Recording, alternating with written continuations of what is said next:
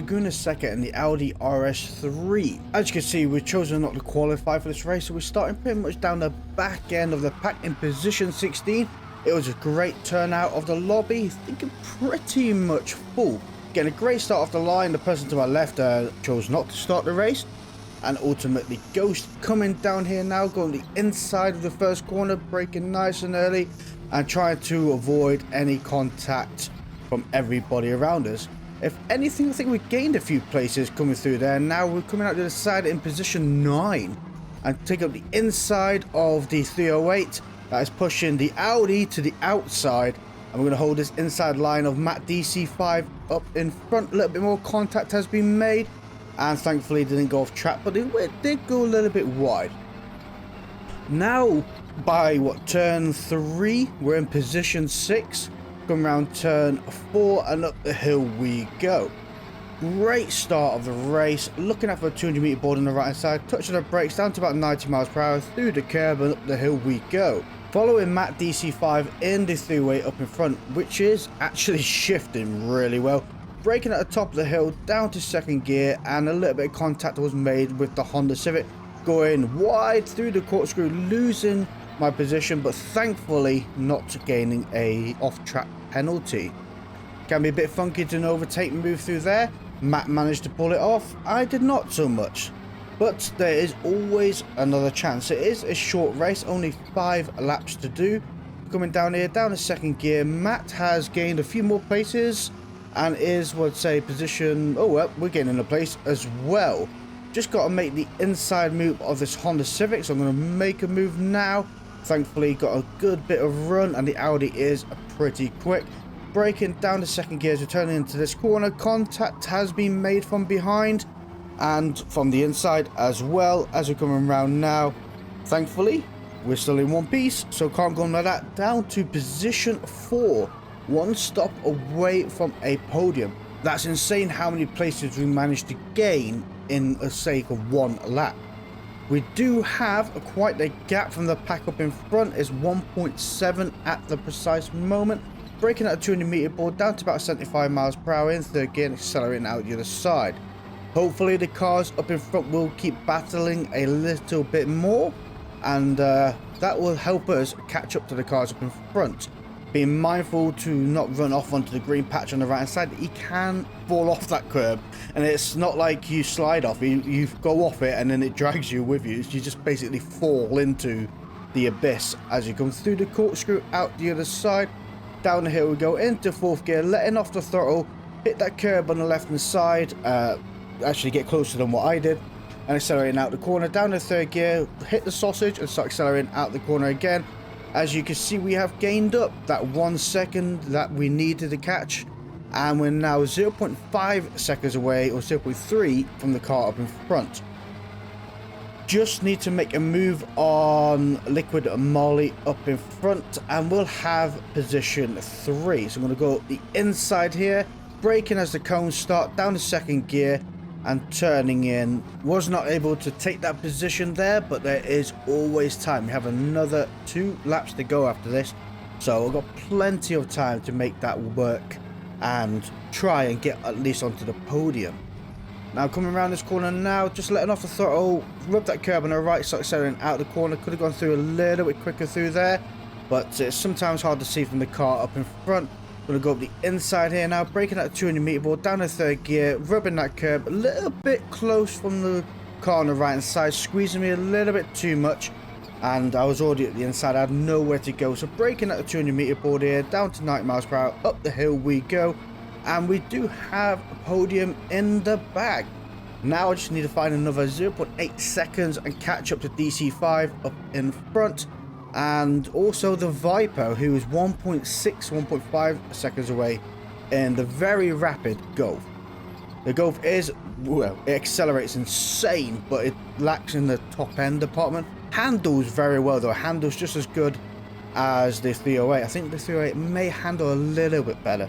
Not too sure, it could be down to tune, but I do know they're very good handling cars. Now coming out to the side of this corner, 1 second away from the cars up in front, and creating a good bit of gap from the car behind.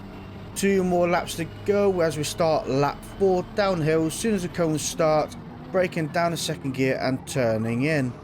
Coming around this corner now, start accelerating out the other side, onto the curb on the right hand side. Just get to the 100-meter board here on the left, braking down the second gear, rub that curb on the right, start accelerating out the corner. And then you get to the 100-meter board here, just to let off the throttle a little bit, rub that curb on the right and start accelerating. As soon as you hit that curb on the right hand side, plant your foot down and out the corner we go. Coming to the right here, looking out for the 200-meter board, braking down the third gear, turning in, accelerating out the side. DC5 has managed to make a move on the Viper up in front, and hopefully the Viper might have pretty worn tyres if they're on soft compound.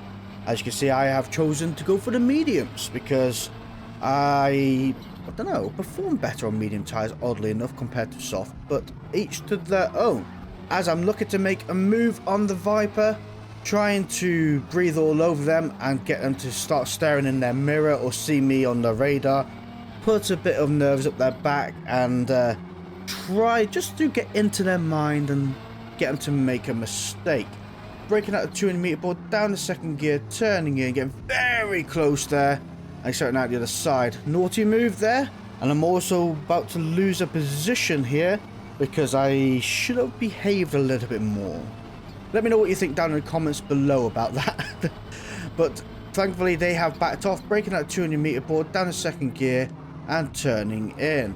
You see the Golf did start creating a gap from me as they come out, but hopefully this is the last lap. We can make a move work. Come around here now, over the curb we go and accelerating out the other side. Coming along here, they are now 0.5 seconds away. It's kind of a bit much of a gap. I don't know if I'm going to be able to make a move work. The only way I'm going to be able to really make a move work if their tyres do fall off a cliff or then make a mistake. So let's hope they make a mistake. They're only 0.3, 0.2 seconds away now. Breaking that 200-meter board. And there we go. Bit of a slide. I'm going to go up the inside here. Up the hill we go. And it's a drag race to the top. And I come over and clout. And straight over into the wall. Smashing. That was not meant to happen. I thought I gave them a little bit more space, and turns out I did not. That's definitely my fault, and the Viper definitely got destroyed. In my eyes, I thought I gave them enough space, squeezed them, but gave them enough space. It wasn't until I saw the replay that I realized the error of my ways, and yeah. Let me know what you guys think about that incident down in the comments below. Be interested to know what you think. But I feel that that was totally avoidable on my part. So anyway, finished the race in position 3. I did also send Viper a message to apologize about the incident. They never got back to me. I think that was a bit of a sore subject, I'm not going to lie. Anyway, moving on to Grand Oak. But before we get there, I'd like to take a moment out to thank our channel members, which is Jeffrey Anderson, DMC Motorsport, Sigmatic, Daniel Adams, John Burns, and AK47. Thank you guys very much for supporting the channel. And if you enjoy what you're seeing here, don't forget to hit that subscribe button down below. Back to the Grand Oak. Now we start off this race in position 11. Thankfully not too far down the pack this time. And it was, again, a really nice full lobby. Getting a great start off the line, getting in one position, now in position 10. Going to come over to the right hand side here and come round on the left, trying to avoid the Honda. Turned in a bit better than I expected. Up to position 9 as we got the inside here. Have a little bit of contact with the Honda up in front. I did expect them to be a little bit quicker, but thankfully no harm, no foul. Around this corner now in third gear. There is a lot of smoke and a lot of contact everywhere. Actually, everybody is everywhere. That is unusual for this corner. Usually back there that we have the contactful moment. So let's absolutely send it through here, down to second gear, and gain a good few places. Thankfully, the Honda Civic that also followed me through managed to create a stale area behind me and collect all the cars that were looking to make a move. Now to position 5, Carbon RT has a 2.25 second penalty already. And we are 0.8 seconds away from the car behind. Smoke up in front, so I wonder if the two cars in front are battling. As we come around this corner now, down to 5th gear, Could have gone through a little bit quicker there. Onto the banking just about. And accelerating up the hill. Down to 4th gear. From around this corner. Get onto the pads on the right. There we go. And start accelerating out the other side. Soon we get to the gantry. Brake it down to 3rd gear. Onto the curb and through the corner. And then as soon as the curb starts on the left hand side. Hard braking down to 2nd gear. And accelerating out the other side. Now again, I've chosen to go. Whoop, where's that Golf going? I have no idea. They're a bit everywhere, so I'm going to go up the inside here. Oh no, actually this one is alive now. It's alive, and I'm pushing them off the track. Yeah, my racing hasn't been the highest of standard at the moment. But in my defense, I wasn't expecting that Golf to be alive there because they lied a minute ago when they started skitting everywhere. But it is what it is. As I give the Audi up in front a little bit of encouragement to go faster as we come around this corner now, accelerating up the hill. Well, I work together, guys, sometimes and try and catch up the cars up in front. We are now in position 5, and thankfully the car up in front also has a penalty. As I was saying, I've chosen to go for medium tyres. I know this track can be a bit hard on tyres sometimes, and I do feel that soft tyres would make it through, but your last lap would be compromised. So I thought, you know what, just go for the medium sets. At least I know damn well I'm going to finish the race with them. Again, you're going to have to let me know down in the comments below what tyres you would have chosen, because obviously everybody has different experiences with the tyre compounds. Anyway, coming around here now, getting a great move on Gorica. I can't pronounce that. I'm not going to even bother trying. So I'm just going to help him come along a little bit. I'm going to brake a little bit early so we're not tangled up as we go through this corner. And around the other side we go. Hopefully we are going to catch up to the cars up in front. Sergeant Cobra at 75 is in position 1, 2.4 seconds away. And we do have a 2.5 second gap from the cars behind. Braking down the 2nd gear here. And starting out the other side. We're halfway through this race already and we have gained a fair few positions. Let me know about the situation with the Golf. Would you have done what I did, or would you have just hung back and waited for them to stabilize possibly and not made that move? It'd be interesting to know. At the moment I thought, you know what, they're all over the shop and the ping is obviously all over the place, so I don't actually know where they are, so I'll just make them move up the inside. Obviously they stabilized as I moved the move up the inside. Typical way of doing things, eh? Braking down the 5th gear here, accelerating out the other side. Up the hill we go, onto the pads. Make sure you keep the 2 wheels on the left hand side of the white line, else you will get a lovely penalty there. It is really known to hand one out on that corner, and it's not exactly the friendliest either. Come around here now in 3rd gear, braking down to 2nd. So now the other side, we are catching up to the Lavorg up in front.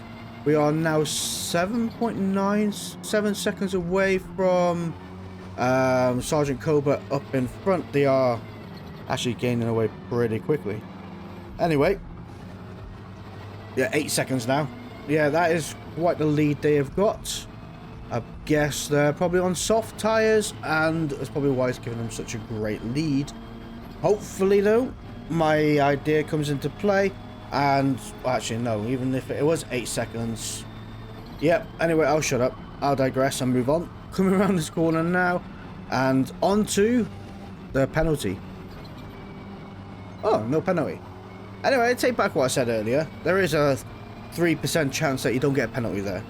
Braking down to 3rd gear here, hit the curb on the right, up accelerating, then braking down to 2nd gear. And round this curve we go. We are actually losing time from the car up in front. It's alright. I'm pretty comfortable in this position, to be fair. And we do have a 4-second advantage to the car behind. So really, now I'm struggling actually to keep up with that to Audi. I don't know why. All of a sudden, I have just lost all pace.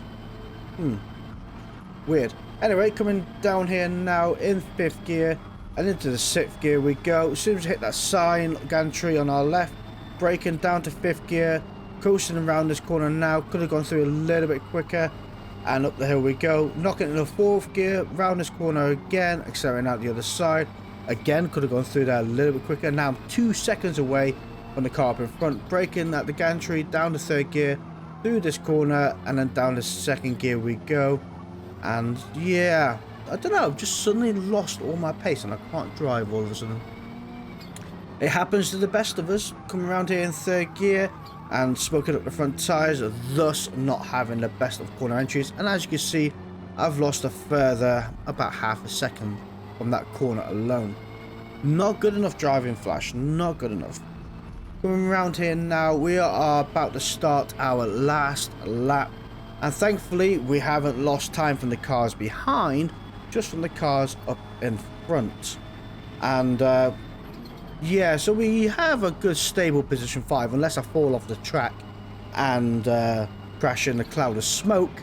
I think we're pretty stable where we are. Or I'll go off track and gain myself a penalty. 0.6 seconds, absolutely love it. The other option is the cars up in front battle each other and collide, and I can gain those positions. That'd be really handy. Let me know what you think down in the comments below. Do you think they should take a pitfall just to make everything look better than what it is at the moment? It'd be really convenient, wouldn't it? Anyway, coming around this corner and our last lap, we are 2 seconds away from the car up in front. We both have 0.6 second penalties, 4.5 seconds away from the car behind. Going through a ghosted car, it looks like they've given up racing, but staying in the lobby. And we're going to cross the line in position 5. Wasn't like I was going to lose position 5 on the last run, but you never know. This is Forza. Anyway, we didn't do too bad for a good lap time. 56.7. Best lap time was a 56.0. So I presume, yep, they're in a link and they may well be on soft tyres. Well, I hope you enjoyed it. Thank you all for watching. See you all next time. Goodbye.